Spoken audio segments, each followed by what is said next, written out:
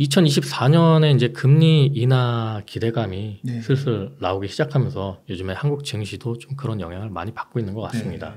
네, 여기 뭐 차트 보시면 그 미국의 인플레이션, 네, 상승률 그 CPI 지수죠. 네, CPI 지수에 따라서 금리를 결정을 하게 되는데 지금 마지막에 발표된 게 3.1이에요. 네. 네, 그러니까 이제 다시 조금 내려가고 있죠.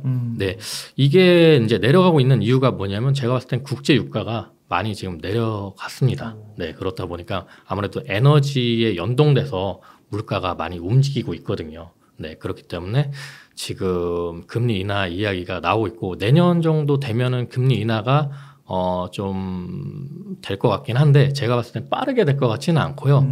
한 하반기쯤, 내년 하반기쯤부터 금리 인하가 시작될 것 같다. 그렇게 생각이 듭니다. 여기 보시면은 이제 미국의 GDP 성장률인데 지금 5.2를 찍었습니다. 5.2. 여기 보시면 5.2면 엄청난 거죠. 네, 여기 지금 미국은 5.2인데 우리나라는 1.4밖에 안 돼요. 네, 그러니까 미국 경기가 지금 얼만큼 좋다라는지 지금 단적으로 볼 수가 있고요.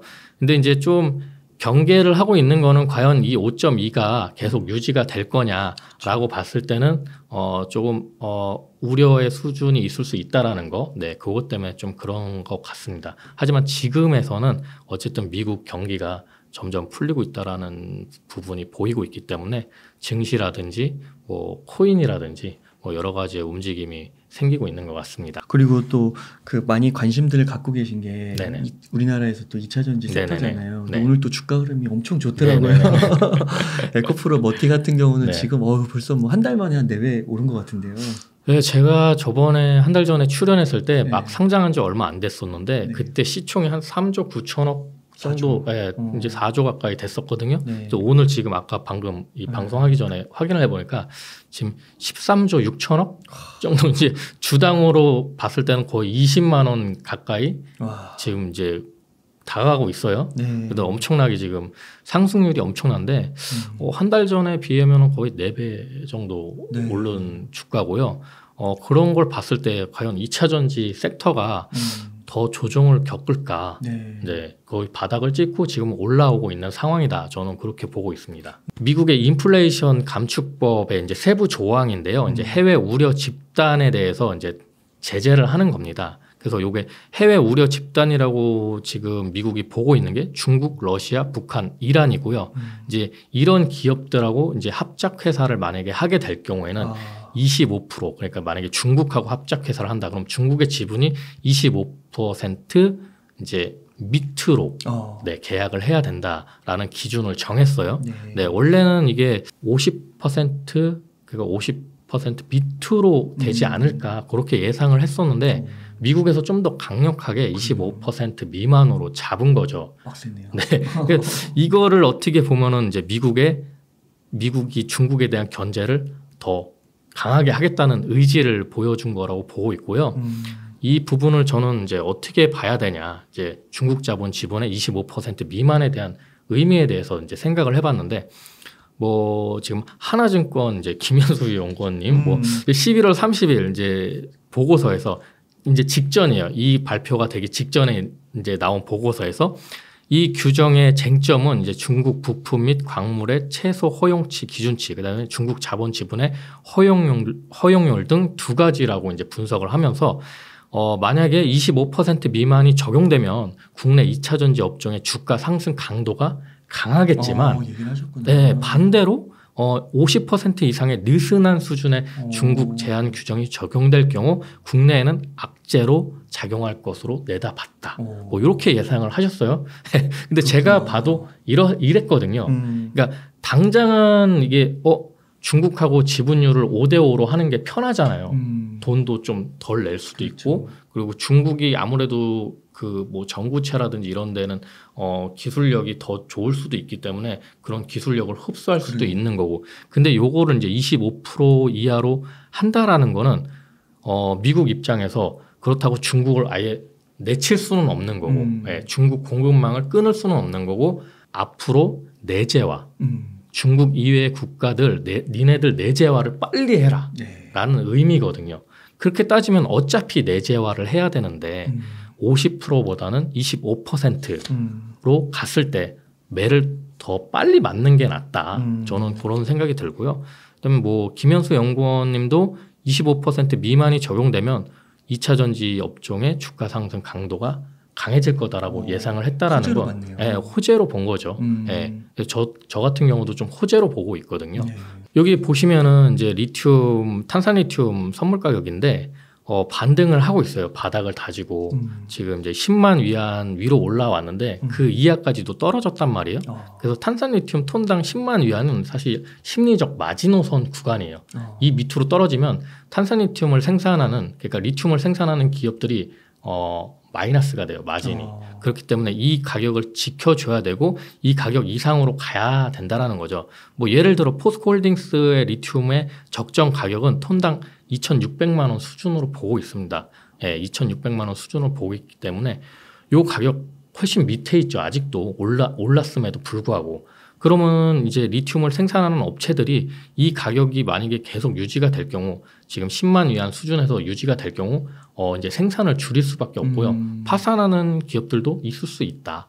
네, 그렇게 볼 수 있죠. 그래서 탄산리튬 가격을 이제 지금 위안화가 이제 지금 환율로 계산했을 때 1,820만 원 정도 정도가 돼요. 10만 위안을 계산했을 때.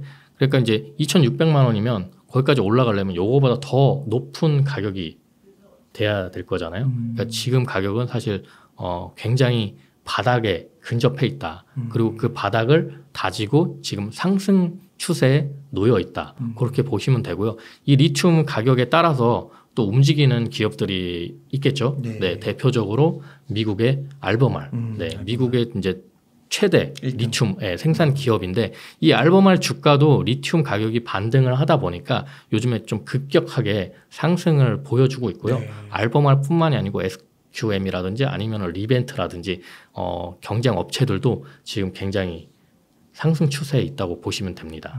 그럼 리튬 가격은 바닥은 거의 뭐 나왔다고 보시는 거예요? 네, 거의 나왔다라고 보면 됩니다. 왜냐하면 리튬 생산 가격보다 낮아진 상태이기 때문에 이렇게 되면은 뭐 아까 얘기한 것처럼 리튬 생산을 줄이거나 아니면 프로젝트가 멈추거나 그렇죠. 네, 파산을 하거나 맞아요. 뭐 이런 기업들이 많아지기 때문에 아무래도 그거에 따라서 리튬 가격이 다시 회복이 되는 구간이 오지 않을까 그렇게 생각을 하는 거죠. 그럼 리튬 가격도 네. 막 이렇게 좀 상당 기간 우상향을 한다고 봐야 되는 걸까요?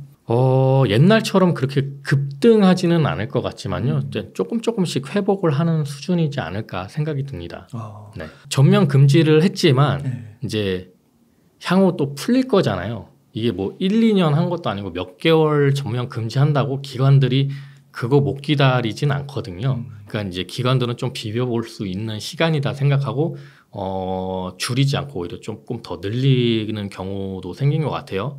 근데 다만 내년에 만약에 금리 인하가 시작되면 좀 이야기는 달라집니다. 왜냐하면 테슬라 앨런 머스크도 나와서 했던 얘기가 금리 인상 때문에 전기차 판매가 둔화될 수 있다라고 얘기를 했단 말이에요. 네. 근데 오히려 금리 인하가 된다면 그 둔화가 풀린다라는 거죠. 예. 그렇기 때문에 그 상황이 만약에 바뀐다면 과연 기관이나 외국인들이 공매도를 또 칠 수 있을까 싶은 거죠. 네. 그리고 아까 미국 전기차 판매량을 얘기해 주셨는데 우리나라는 전기차 수요 둔화 막 얘기 많이 나오고 뭐 되게 지연된다고 하고 뭐 하이브리드가 잘 팔린다는 얘기가 나오고 막 그러는데 미국은 좀 상황이 다른가 봐요.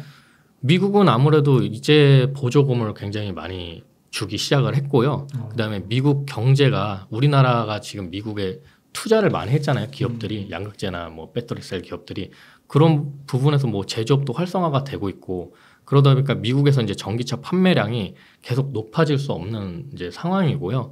지금 2023년 1월부터 11월까지 전년 대비 50.7%가 증가했고, 예, 이번 연도에 처음으로 100만 대 전기차 판매량 100만 대 돌파를 했단 말이에요. 미국은 엄청 잘 팔리고 있네요. 네, 미국은 잘 팔리고 있는 겁니다. 네.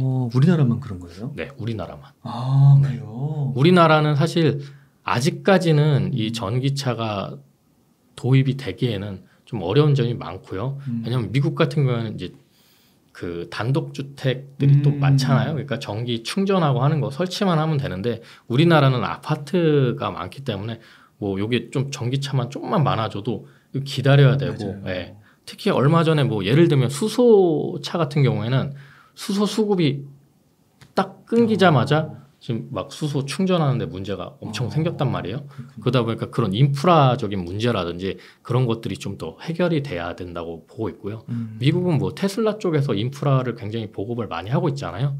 예, 그러다 보니까 그런 인프라적인 요소라든지 그다음에 이제 전기차도 가격이 굉장히 많이 다운되고 있기 때문에 미국이 어떻게 보면 자동차 경쟁에 굉장히 핵심적인 국가거든요. 그러니까 미국에서 성공을 해야 차도 성공을 한다는 얘기가 나올 정도이기 때문에 그런 의미에서 봤을 때 현대기아차가 미국에서 전기차 굉장히 많이 팔고 있거든요. 네. 네. 물론 이제 니스 차 쪽으로 집중해서 노선이 조금 특이한 노선이지만 아무튼 그런 부분에서 전기차를 굉장히 지금 눈에 띄게 판매를 하고 있기 때문에 그런 요소를 봤을 때 미국 시장이 지금 굉장히 좋다라고 저는 보고 있습니다. 그리고 저희 이제 2차 전지 기업들도 미국 시장을 지금 중심으로 투자를 하고 움직이고 있기 때문에 네, 미국 시장이 좋으면 좋아질수록 우리나라 기업들한테 우리나라 그러니까 2차 전지 기업들한테도 굉장한 수혜가 될 거다라고 보고 있는 거죠.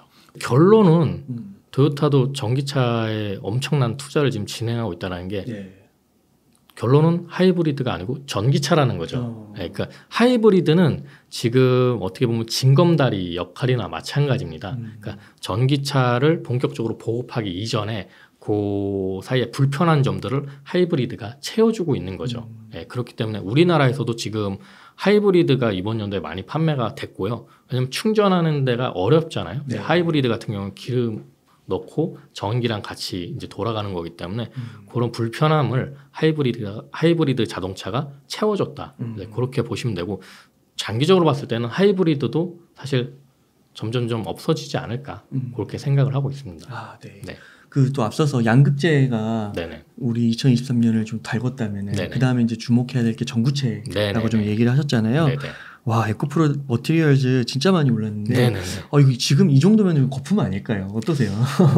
어느 정도 좀 과열이 된 것 같아요. 네, 지금 제가 한 달 전에 여기 출연했을 때 시총이 3조 9천억이었는데 네. 지금 이제 13조가 넘었어요. 그때 무조건 이거 주목하라고 하셨는데 그때만 샀어도 늦게 들어갔어도 한 달 전이 아니고 제가 몇 달 전부터 앞으로 양극재 다음엔 전구체다 그렇게 계속 얘기를 드렸고요. 예, 그렇게 얘기를 들었고요. 그 다음에 아마 내년까지도 전구체가 꾸준하게 갈 수밖에 없을 거라고 생각이 들어요. 그리고 특히 에코프로 머티리얼즈는 이제 하이니켈에 맞는 전구체를 이제 생산하기 때문에 좀 뭐랄까나 일반 전구체보다는 중국에도 전구체 굉장히 많이 만들고 있고 우리나라가 중국의 전구체를 97%를 가져오고 있어요. 97%를 이제 내재화를 해야 되잖아요.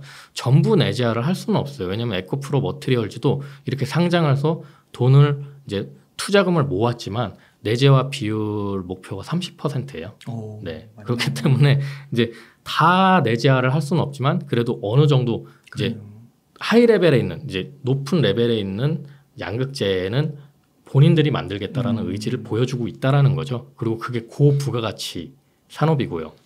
그래서 지금 에코프로 머티리얼즈가 굉장히 잘 가고 있고요. 왜 제가 양극재 다음에 전구체를 주목하라고 얘기했던 게 양극재에서 이제 전구체가 차지하는 비중이 60%나 됩니다. 어떤 데는 70%까지 얘기를 하는데 이 부분이 만약에 내재화가 전구체가 내재화가 된다면 또 양극재 그 마진율이 또 굉장히 높아지겠죠.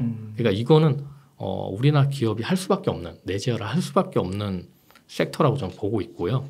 그래서 지금 이제 에코프로 머티리얼즈가 상당히 이제 주목을 받고 있고 그 부분에서 지금 어떻게 보면 금리 인상이 되면서 자금이 굉장히 한정되게 돌아가고 있어요. 그러니까 자금줄이 마른 거죠. 자금줄이 말랐는데도 불구하고 어쨌든 투자를 해야 되는데 어디에 투자를 해야 되냐? 이런 의미에서 봤을 땐 거의 1등주에 돈이 몰릴 수밖에 없고요.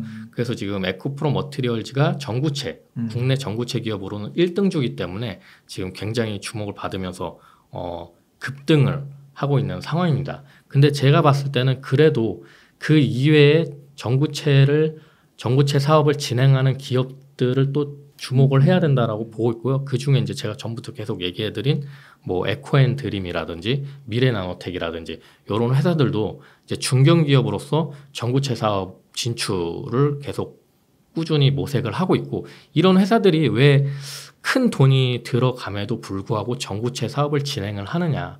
뭐 예를 들면 에코프로 같은 경우도 에코프로 머티리얼즈에서 내재화를 해도 30% 지금 채우고 있는데 30% 이외의 물량 그럼 70%를 또 중국에서 가져와야 되잖아요. 그렇죠. 그건 또 말이 안 되는 거거든요. 그럼 다른 기업에서 또 수급을 해줘야 돼요. 국내 다른 기업에서. 그런 기업들이 이제 점점 더 생긴다라는 거죠. 그 중에 이제 먼저 진입을 하고 먼저 큰 투자금을 모아서 선제적으로 투자하는 기업들이 앞으로 좀 더 매출과 영업이익이 늘어나지 않을까 생각이 들고요.